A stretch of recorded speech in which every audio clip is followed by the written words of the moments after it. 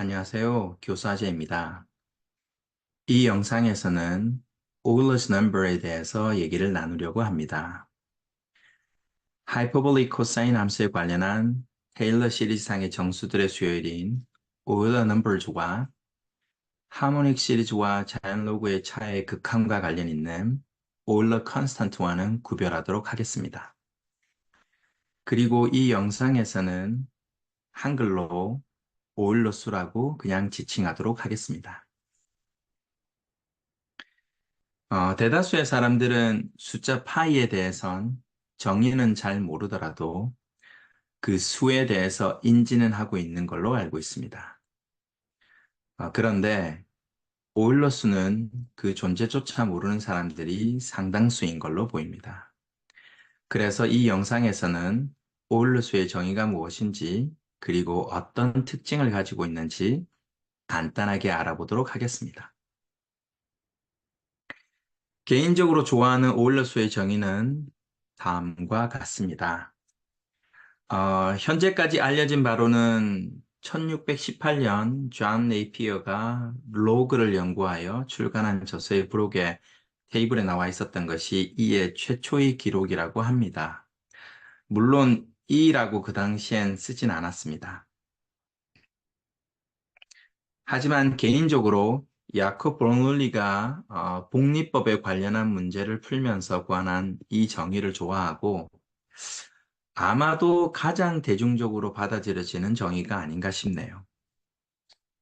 근데 이 값을 상수처럼 표기하여 사용한 최초의 인물은 뉴턴과 함께 미분적 분학의 창시자로 불리는 라이프니츠라고 합니다. 그는 B라고 썼다고 하네요. 근데 나중에 오일러가 E라고 표기하여 사용하였고 이 숫자에 관련해서 상당한 연구 결과들을 만들어냈었고 특히 이 값이 무한급수로 이렇게 표현될 수도 있다는 사실도 증명을 하였습니다. 다른 영상에서 왜 이 두 개의 값들이 같은지 설명하는 시간도 가지도록 하겠습니다. 일단 야콥 베르놀리가 고안했었던 생각은 다음과 같습니다.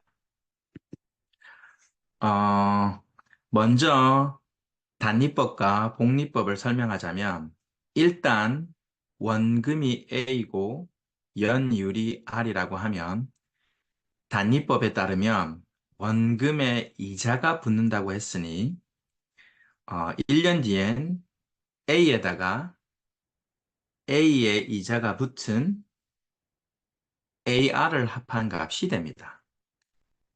그래서 간략하게 쓰면 A 곱하기 1 플러스 R이 되겠죠. 그럼 2년 뒤엔 어떻게 되나요? 단리법은 원금에만 이자가 붙으니 A에다가 A의 2년치 이자가 붙은 2AR을 합한 값이 됩니다. 다시 간략하게 쓰면 A 곱하기 1 플러스 2R이 되겠죠. 그러면 N년 뒤면 이렇게 A 곱하기 1 플러스 NR이 됩니다. 여기서 잠깐 현명하신 분이라면 원금을 아마도 1년이 지나서 1년치 이자가 적용되어진 모든 돈을 인출할 겁니다. 그럼 지금 본인 수중엔 A 플러스 AR이 되겠죠. 그 다음 그 돈을 다시 은행에 저금을 해서 1년 뒤가 된다면 결국 총 2년 뒤가 되겠죠. 그러면 원금이 A가 아니라 A 플러스 AR이 되겠죠. 거기에 이자가 붙은 A 플러스 AR 곱하기 R을 합하게 되면 A 곱하기 1 플러스 R의 제곱이 됩니다. 간단하게 비교해봐도 오른쪽 값이 크죠. 실제 여러분들은 제곱을 할 수도 있고, 네. 자, 그렇다면 당연히 여러분은 모두들 1년 있다가 은행에서 다 돈을 찾고 다시 저금하는 상황을 선택할 겁니다. 그런 문제가 있겠죠. 이런 점을 보완하기 위해서 복리법이 생겨났습니다. 즉, 복리법은 이자가 늘어난 금액에 다시 붙는다는 것입니다. 그러면 n년 뒤엔 이렇게 n년 뒤엔 n-1년 뒤에 생긴 이 값에 이자가 붙은 총 금액이 이렇게 계산을 해보면 이렇게 a 곱하기 1 플러스 r의 n승이 되고 실제 이 값하고 비교를 해본다고 치면 당연히 바이노미얼 코에피션트만 안다고 하면 이 값이 당연히 이 값이 이 값보다는 크다는 것을 알 수 있습니다. 그런데 여러분 중에서 그러면 숫자 2의 정의랑은 무슨 관련이 있느냐라고 생각할 수 있는데 여기 아주 간단하게 생각을 해보면 원금이 1억이라고 합시다. 원금이 1억이라고 하고 연이율이 100%라고 합시다. 즉 R이 1이란 얘기죠. 음. 그러면 1년 뒤에는 어떻게 되나요? 이렇게 1년 뒤에는 내가 1억을 넣었으니까 1년 뒤에 이자가 100%니까 거기에 이렇게 1을 더 더해서 이렇게 2억이 되겠죠.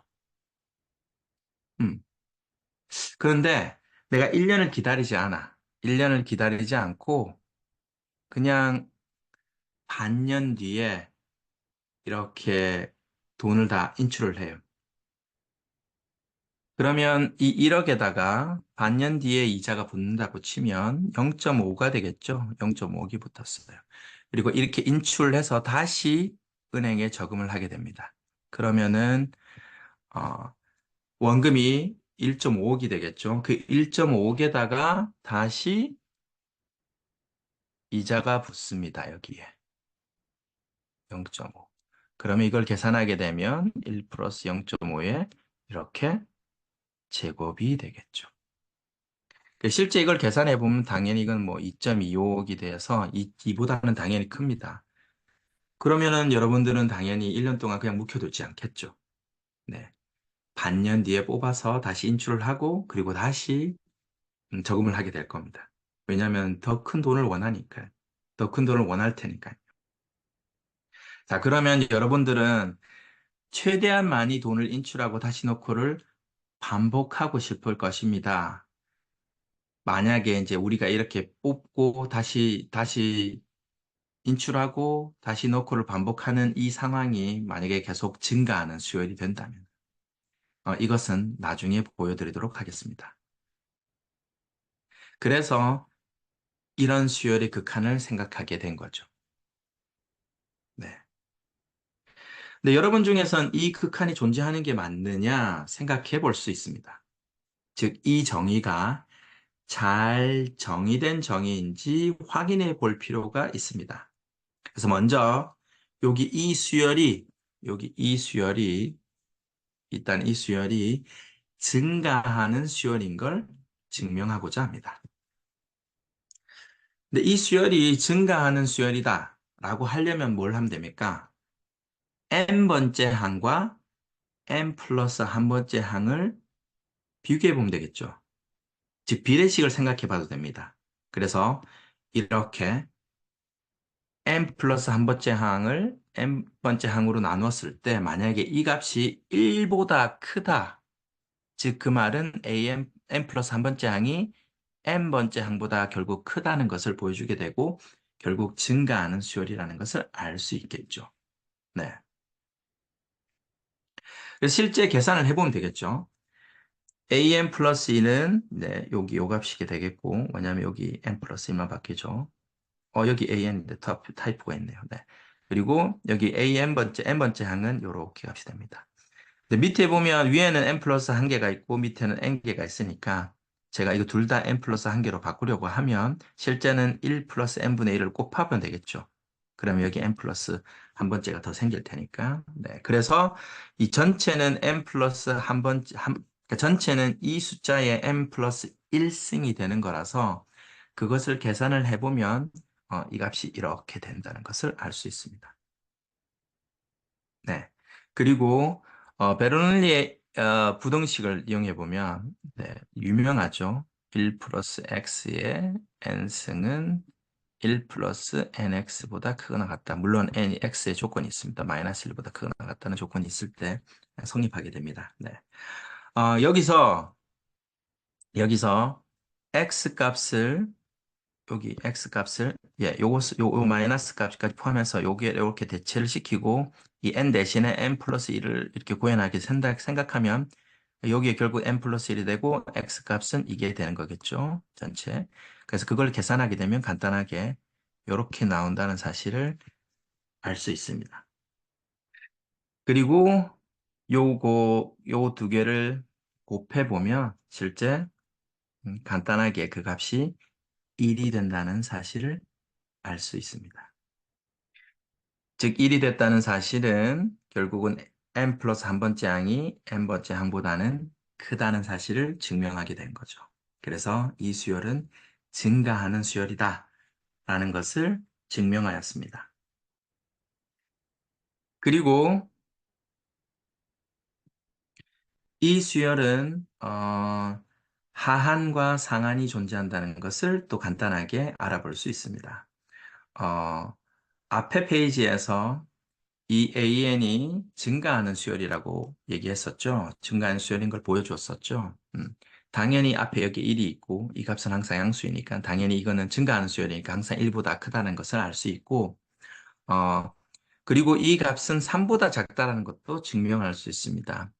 이거를 바이노미얼 코에피션트를 이용해서 실제 계산을 해보면 1 더하기 그리고 n 곱하기 1 over n이 돼서 이게 1이 되겠죠. 그리고 나머지 부분은 2보다 크거나 같고 나머지 부분은 k가 2로 시작해서 n까지 해서 n 추주 k의 1 over n의 k승이라는 것을 알 수 있고 여기 이 부분만 떼서 생각을 해보면 이게 n 곱하기 해서 n-k 플러스 1이라고 생각을 하고 나머지 부분이 k 팩토리얼이라고 생각을 해도 되겠죠. 근데 이 부분을 뒤로 넘겨버리고 이렇게 k 팩토리라고 하고 여기에 원업 아이고 여기 원업을 n의 k승이니까 n이 밑에 n번 있다고 생각하면 되겠죠. 네. 그러면 실제 이 부분들은 항상 다 1보다는 작습니다. 작죠. 네. 그리고 원오버 k 팩토리아는 당연히 어, k 곱하기 k 마이너스 1보다는 작게 되겠죠. 네. 어. 그리고 원오버 k 마이너스 1은 원오버 k 마이너스 1 마이너스 원오버 k랑 똑같습니다. 그래서 실제 이것은 어떻게 쓸 수 있냐면 1 플러스 1 플러스에 k 꼴 2에서 n까지고 1 over k 마이너스 1에 마이너스 1 over k. 네. 이게 이퀄이 아니고 죄송합니다. 네. 작다라는 걸 알 수 있고 실제 1 플러스 1이고 이 값을 계산하면은 네. k가 2를 집어넣었을 때 1. 첫 번째 항과 마지막 항이 살아남겠죠. 이렇게. 그래서 이거는 3보다는 작다는 사실을 알 수 있습니다. 즉, 이 수열은 상한과 하한이 있다라는 것을 알 수 있습니다. 그러면 우리에게 잘 알려진 정리, 유계의 증가 수열은 수열하면 한다 라는 사실을 적용하면 결국은 이 수열의 극한은 존재한다라는 사실을 알 수 있습니다. 어, 네, 여러분들 중에서 유계 증가 수열은 수렴한다는 게 궁금할 수도 있는데, 이 부분은 해석학의 기본인 수프림도 좀 알아야 하고, 실수의 성질도 좀 알아야 해서, 다음 영상에 혹시 궁금하신 분이 있다면 다음 영상에 이 정리를 증명을 하도록 할게요. 자, 요약하자면 이 영상에서는 숫자 2의 정의를 알아봤고, 역사적으로 왜 그렇게 정의하게 되었는지 단리법, 복리법에 연관해서 알아봤고, 숫자 2의 정의는 잘 정의된 정의라는 것을 간략하게 증명을 해보았습니다. 시청해주셔서 감사합니다.